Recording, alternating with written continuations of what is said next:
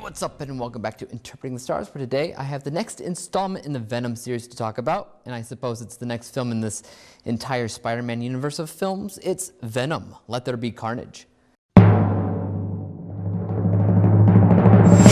As far as complicated stories go, Venom 2 isn't exactly an enigma. It's honestly really basic when it comes down to what's going on. Eddie Brock gets an opportunity to interview the famous killer Cletus Kasady before he's put to death. But when Eddie gets bitten by Cletus, a part of Venom gets transferred over to this serial killer, and thus Carnage is born. So the two of them essentially have to duke it out. The plot of this film is certainly not a lot to write home about. It's ultimately just a versus film.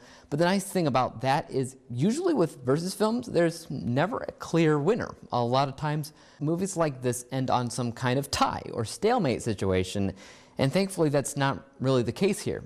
Anyway, I consider myself to be a relatively average fan of the first movie. I had a lot of fun with it. I thought Tom Hardy did a fantastic job in that role, and that back and forth stuff between Eddie and Venom was constantly some hilarious stuff. So it's no surprise to see some more of that here as well, and once again it's hilarious, and as a general rule I did have a lot of fun with this movie. It's certainly not gonna win any awards though, you know. I feel like this film was more of a fan service thing than anything else.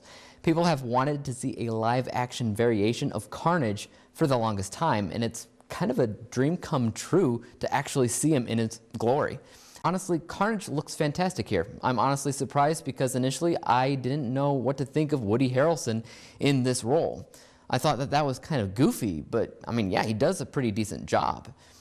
Now, I did have some qualms with the movie, of course, the first being more of a minor qualm, and that was, I kind of wish Carnage had a high-pitched screechy voice like in the cartoons or in the games. When I look at Carnage, even just a still image, I often hear that high-pitched voice. And Woody's version was just like Venom, deep and dark. Now, I didn't want to be high-pitched just because of the cartoons, but strictly from a literary perspective, you kind of want contrast between protagonist and antagonist. To hear a deep voice with Venom next to a high-pitched Carnage would have been that much better, and I wish that they would have opted for that. Another qualm that I had with this film is the narrative structure in between those moments where Venom and Carnage were fighting. I often didn't care about Cletus's backstory with his girlfriend. I often didn't care about the random scenes where Venom was, you know, on his own at a rave. I often didn't care about some of the jokes because they just seemed to be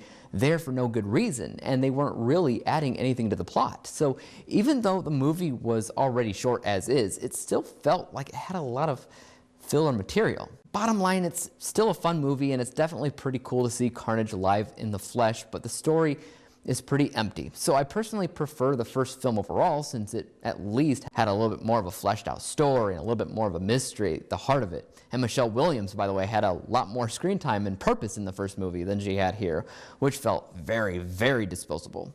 Take that as you will. Let's take a look at the final score for a second.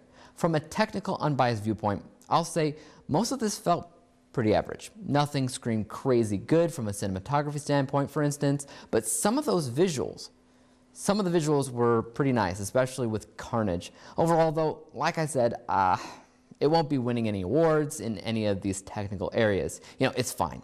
Just nothing crazy at 70%. As for how I personally felt about it, or my bias score, that's a bit higher because, like I said, I definitely had fun with it at the end of the day, and I wouldn't mind seeing it again someday.